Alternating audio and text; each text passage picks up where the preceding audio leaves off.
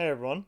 So after kind of introducing the likelihood theory of inference, we'll now go through a brief overview of kind of how we can think of OLS as a maximum likelihood estimator. Okay, and specifically to derive OLS via as a maximum likelihood estimator or using maximum likelihood estimation. Recall that under the assumptions B1 through B8, which I mentioned in one of the previous videos, which include this assumption about normally distributed error terms, we can write the OLS model as follows. Specifically, the OLS model can be described as one outcome variable y being drawn from a multivariate normal distribution with a mean vector mu and a variance covariance matrix. And a variance sigma squared. Okay, and this is sometimes called the stochastic component because ultimately, each value of y is drawn from some normal distribution, and there's some kind of fundamental, probabilistic uncertainty around the actual observed y. Okay, and then we have the systematic component, which is basically the combination of x's and betas that ultimately influence this mu vector. Okay, so the linear combination of the x's and our OLS coefficients, or the regression coefficients, determine the average y that is ultimately that each observation is then ultimately drawn from. Okay, so we can split up the OLS model into the stochastic component and the systematic component. Okay, so now assuming IID, so assuming that each observation in our data set is drawn from an independent and identical distribution, so they're all drawn from the same kind of multivariate distribution, we can derive the likelihood function of this linear regression model as follows. So we have the likelihood of beta and sigma, and those are the two parameters. Again, kind of going back to the example from the previous video, those are the parameters that we're trying to find, right? We're trying to find the regression coefficients and the sigma parameter that are most likely kind of to have generated the data that we observe. The data that we observe is, of course, our y vector and our x matrix containing all our covariates, as well as our column of ones for the intercept. Okay. So given that we can assume that y is drawn from a normal distribution with a vector of mu's, basically, we can describe this likelihood as a product of normal densities. Okay, so the likelihood of beta and sigma conditional on y and x is the product of basically observing these y's conditional on xn, beta, and sigma as we kind of evaluate it as draws from a normal distribution, because ultimately we know that each y, at least making those assumptions that we discussed in the previous video, each y is drawn from a normal distribution with a given mu that depends on x and beta, as well as the variance sigma square. So we can basically describe each draw basically as a draw from that normal distribution, and therefore each individual observation is basically one kind of one draw from the density from that normal distribution. Okay. Plugging in, of course, for the density of this is just some probability or some density function. But of course we know the density of the normal distribution, so we plug in the formula for the normal distribution, which is 1 divided by square root of 2 pi sigma squared times e to the power of yn minus beta xn. So this is the residual yn minus y hat squared divided by 2 times sigma squared. Okay, so all this is saying is essentially we can kind of set up the likelihood function for the linear regression model, making all these assumptions as a product of normal densities with each individual kind of observation being evaluated at the normal density with our given x, with our observed y, and our beta and sigma parameters. And ultimately what we're going to do to find our maximum likelihood estimate is to then kind of take this large function, this product over all observations, and maximize this function, just like we did in the previous example with the US Supreme Court, members of the US Supreme Court, the justices. Just like we did it in that case, we can maximize this function, although it's much more complex, of course, with respect to beta and with respect to sigma, to get the parameters that are most likely to have generated the observed data, which is y and x. Okay, so ultimately, of course, we don't work with the likelihood itself. We work with the log likelihood, which we can simplify a little bit. And if we take the logarithm of this product, of course the product itself turns into a sum, and we can make some additional simplifications, and we're left with this expression. Okay, if you want, you can pause the video and kind of try to simplify after taking the logarithm of this expression, see if you can kind of simplify this to get it to this expression. Okay, the idea is, again, we take this log likelihood, we plug in the data that we actually observe, and then we maximize this function with respect to beta and sigma.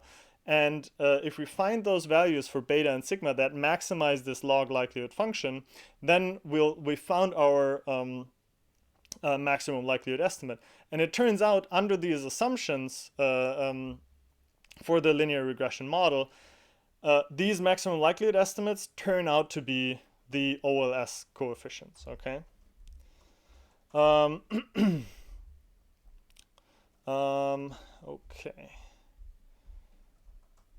So in theory, what we could do is we could kind of simplify this expression further and show analytically that this reduces to our OLS estimator. So we can actually show that this reduces to x prime x inverse x prime y. But we're going to what we're going to do instead is we'll actually directly program this likelihood function in R in the next video, in the next example, and maximize it numerically, and kind of confirm that the result that we get based on this log likelihood function are similar or equal to our OLS coefficients. Okay.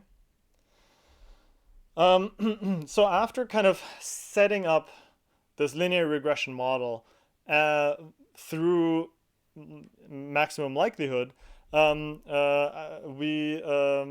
next will kind of talk about some of the properties of maximum likelihood estimates, right?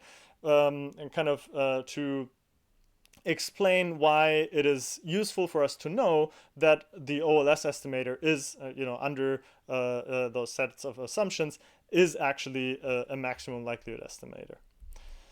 The first property of the maximum likelihood estimator is, or of any type of maximum likelihood estimator, is consistency. Okay, so from the law of large numbers, we know that as the sample size approaches infinity, the sampling distribution of our maximum likelihood estimator collapses to a spike over the true parameter value. So the larger our sample size, the closer we get to the true population value. We also have asymptotic normality, which can be derived from the central limit theorem. So again, as the sample size approaches infinity, the sampling distribution of the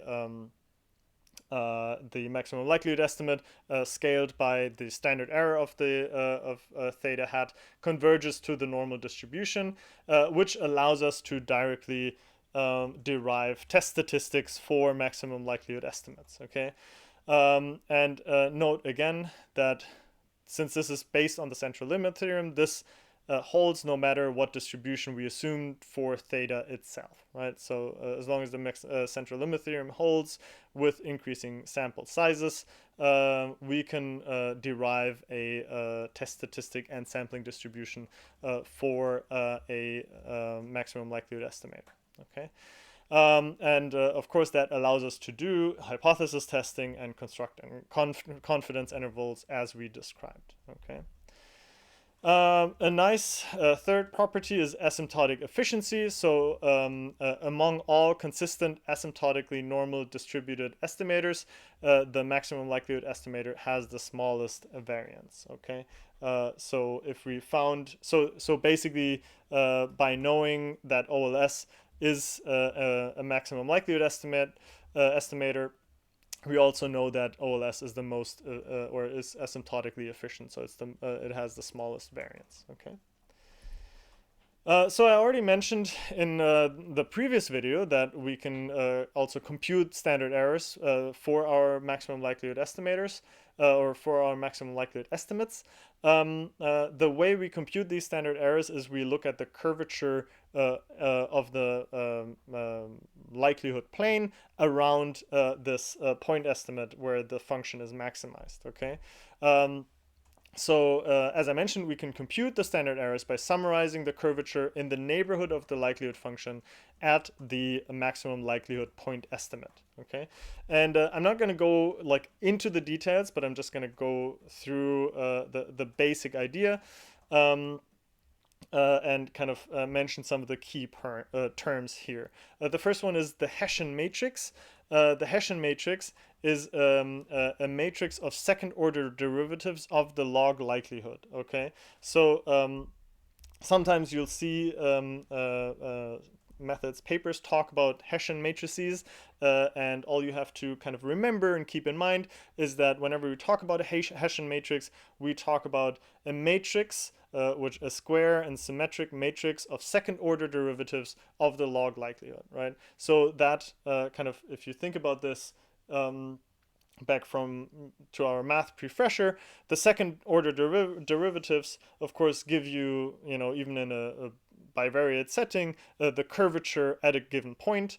And so this is basically the matrix of second order partial derivatives in a multivariate setting, which gives you information about the curvature in a multidimensional plane.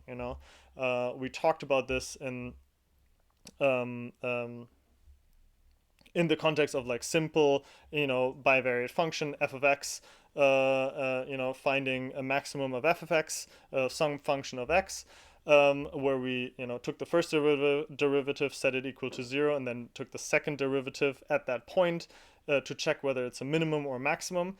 The Hessian matrix is kind of a similar concept, but of course in a multivariate case where we can't just see whether it's positive or negative, but rather have to examine whether it's positive, definite, or not. Okay.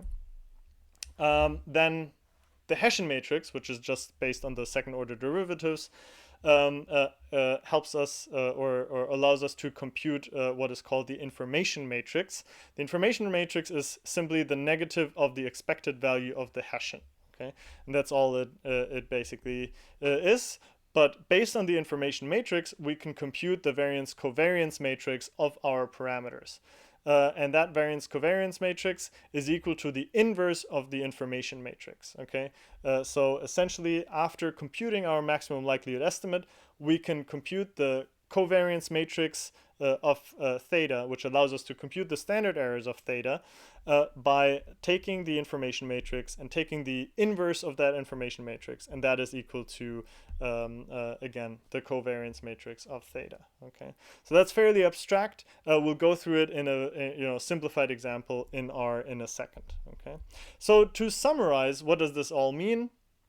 This means that we can, based on our maximum likelihood estimate, we don't only get point estimates, but we also can quantify the uncertainty around our maximum likelihood estimates based on the curvature of the likelihood plane itself, okay?